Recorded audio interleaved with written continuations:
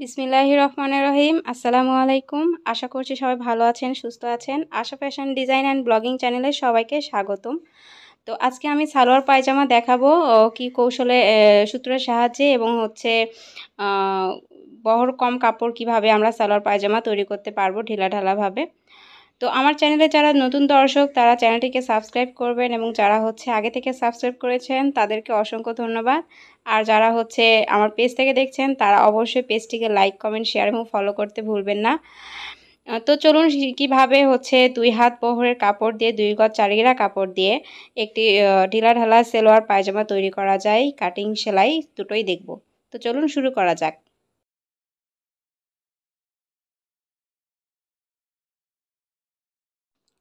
তো প্রথমে এখানে আমি মাপ বলে দিয়েছি, লম্বা অনুসারে হাই কত নিতে হবে।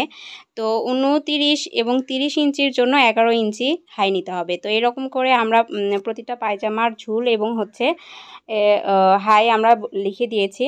তো এখানে আমি কাপড় নিয়ে নিচ্ছি 2 ভাঁজ কাপড় নিয়ে সাইড থেকে আমি ফিতার অংশ বের করে নিচ্ছি। এই পায়জামায় আমি রবার লাগাবো না। তো ফিতার কাপড়টি বের করে নিয়ে তারপরে আমি আরও একটি ভাঁজ দিয়ে 4 ভাঁজ করে নেব। তো সুন্দর করে 4 ভাঁজ করে নিয়েছি। তারপরে আমি 39 ইঞ্চিতে ধরলাম, কারণ 38 ইঞ্চি আমাদের টিকাতে হবে, 1 ইঞ্চি সেলাইয়ের মধ্যে যাবে। আর উপরে আমি 6 ইঞ্চি বাদ দিয়ে কিন্তু মার্ক করছি, 6 ইঞ্চি আমাদের কোমরের মধ্যে যাবে। তো আমি এখন কাটিং করে নিচ্ছি মার্ক অনুসারে। তারপরে নিচে মহড়ার জন্য 5.5 ইঞ্চিতে মার্ক করে আরও 1 ইঞ্চিতে বাড়তি নিয়েছি, দাগ কেটে নিয়েছি। আর এদিকে হাফ ইঞ্চিতে হাফ করে দাগ দিয়ে নিচ্ছি ফিতার হাফ অংশে। তারপরে এতটুকু জায়গা আমি এখানে মার্ক করে দিচ্ছি, যোগ করে দিচ্ছি। তারপর আমি এখানে কাটিং করে নিচ্ছি। তো এটা কাটিং করার পর সাইড থেকে যে কাপড়টা বের হলো এই কাপড়টা দিয়ে আমরা এখানে ধরবো। ধরলে আমাদের কিছুটা অংশ বাড়তি হয়ে যাবে। আমরা এখন হাই কাটে নেব। 6 ইঞ্চি বাদ দিয়ে আমরা হচ্ছে 16 ইঞ্চিতে মার্ক করলাম। তারপর হাইটা আমি কেটে নিচ্ছি। কোমর লাগালে আমার 16 ইঞ্চি হাই কিন্তু হয়ে যাবে।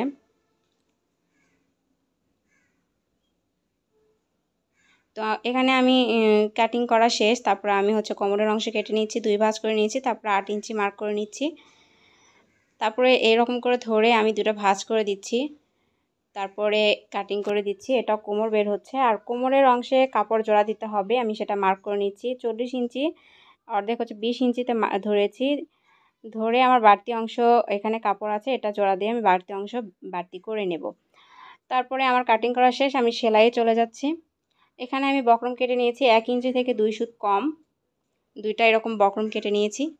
তো আমি প্রথমে ফিতা তৈরি করে নিচ্ছি 2টি ভাঁজ দিয়ে মাঝখানে, তারপর আরেকটি ভাঁজ দিয়ে সেলাইটা করে নেব ফিতা পুরোটায়। তো ফিতার ঘর কিভাবে তৈরি করতে হয়, ফিতাটা কিভাবে বের করতে হয় সেটা আমি আজকে দেখাবো এই ভিডিওতে। সম্পূর্ণ ভিডিও দেখতে থাকুন। তো প্রথমে আমি জোড়া করে নিচ্ছি। জোড়াটা আমি কমপ্লিট করে নিব 20 ইঞ্চি পর্যন্ত। 20-20-এ 40 ইঞ্চি কোমর হবে। তো কোমরটা আমি এভাবে আগে জোড়া দিয়ে মাপ অনুসারে কেটে নেব। কেটে নেওয়ার পর ফিতার ঘর করব। ফিতার ঘরটা একটু লক্ষ্য করবেন।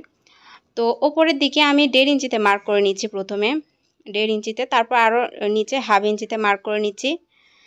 তো ওপরে 1.5 ইঞ্চি আমরা সেলাই করব। উপরে 1.5 ইঞ্চি সেলাই করে এখানে বয়কা করব এবং মাঝের হাফ অংশটা হাফ ইঞ্চি আমরা ফাঁকা রেখে আবার নিচের অংশে সেলাই করে দেব। সেলাই করে দিয়ে যে সুতোটা ছিল বাড়তি সেই সুতোটা কেটে দিলাম। দিয়ে কাপড়টাকে এভাবে মেলে নিয়েছি, মেলে নিয়ে তারপরে এরকম করে সেলাই করে দিচ্ছি। বেশি না, যে হাফ ইঞ্চি আমরা ফাঁকা রেখেছি তার নিচের অংশ পর্যন্ত সেলাই করে দিচ্ছি। তো এরকম করে হয়ে গেল। তারপর আমরা ফিতার অংশ তৈরি করে নিচ্ছি, মানে ফিতার ঘর যেটাকে বলে। তো এরকম করে ঘর তৈরি করার পর দেখতে পারবেন কিভাবে হচ্ছে ফিতাটা বের হবে ফাঁকা অংশটা। তো এরকম করে ঘুরে ঘুরে আমি সেলাই করে নিচ্ছি।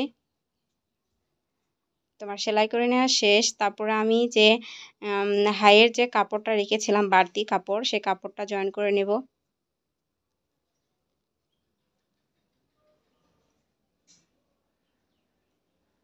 তো আমি একটি পার্টে জয়েন করে দেখাচ্ছি। এক মাথায় জয়েন করেছি, আর এক মাথায় জয়েন করে দেখাচ্ছি।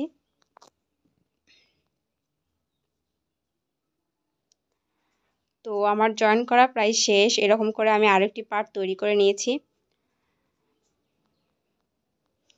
তো আমি এখন বক্রমটা তৈরি করে নেব। 1/2 ইঞ্চির মতো কাপড় ছেড়ে বক্রমটা ধরেছি, তারপরে এরকম করে সেলাই করে দিচ্ছি। তো সেলাই করা হয়ে গেলে বিপরীত অংশে আমি বাড়তি কাপড় রেখে এরকম করে মুড়ি দিয়ে নিচ্ছি। তো এরকম করে আমি দুটো বক্রম তৈরি করে নিয়েছি। এখন আমরা বক্রমটা পায়জামায় জয়েন করব। তো সিধা সিধা ভেতরে রেখে বক্রমটা সেলাই করে নিচ্ছি 1/2 ইঞ্চিতে। 1/2 ইঞ্চিতে সেলাই করে নেওয়ার পর বক্রমটাকে আমি খুব সুন্দর করে উল্টিয়ে নিয়েছি, উল্টো দিকে উল্টিয়ে নিয়ে চাপ সেলাই দিয়ে দিচ্ছি। তারপরে আমি ওপরে সিধা দিকে এরকম করে আরও একটি চাপ সেলাই দিয়ে দিচ্ছি। আর এর ভিতরে আপনারা চাইলে যে যেরকম ডিজাইন করতে পারেন। আমি দুটো সেলাই দিয়ে দিব, তাহলেই একটা ডিজাইন হয়ে যাবে। মাঝখানে একটু বেশি ফাঁকা থাকবে, এটাই ডিজাইন। তো আপনারা চাইলে ভিতরে কিন্তু আরও সেলাই দিতে পারেন। তো হয়ে গেছে নিচের অংশ, নিচে বক্রম লাগানো। তারপর আমি হাই জয়েন করে নিচ্ছি। হাইটা জয়েন করার পর আমরা অবশ্যই ডাবল সেলাই দেব হাইয়ে।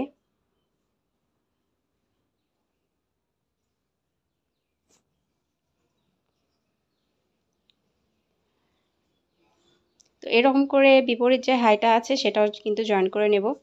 জয়েন করে নেওয়ার পর হাই জয়েন করে নেওয়ার পর আমি মার্ক করে নিচ্ছি মহড়া 5.5 ইঞ্চিতে। মার্ক করে নেওয়ার পর এখানে অবশ্যই গিট সেলাই দিতে হবে। গিট সেলাই দিয়ে আস্তে আস্তে আমি ঘুরে ঘুরে সেলাই করে নেব।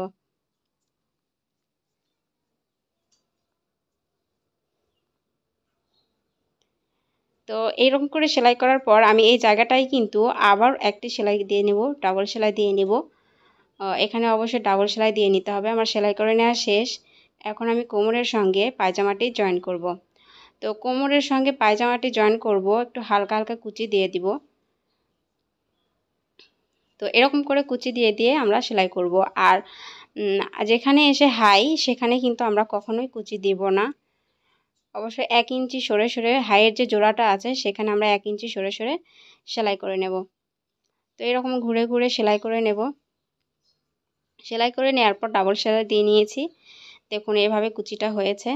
এটাকে আমি সিধা করে নেব। সিধা করে নেওয়ার পর এখন আমরা দেখাবো ফিতাটা কিভাবে আমরা লাগাচ্ছি। তো ফিতা লাগানোর জন্য ফিতার মাথায় আমরা একটা সেফটি পিন লাগিয়ে নেব।